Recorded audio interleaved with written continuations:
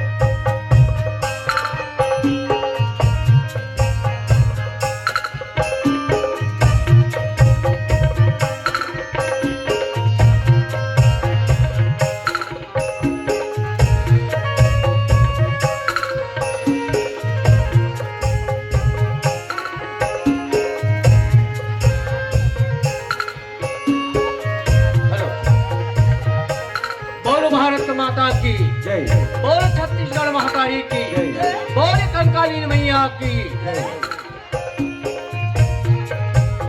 मोर चिड़ैया के फूल, छत्तीसगढ़ ही नाचा पार्टी, ग्राम कुलिया कनेरी, विकास खंड गुरूर, जिला बालोद, आप सभी का हार्दिक स्वागत अभिनंदन करती है।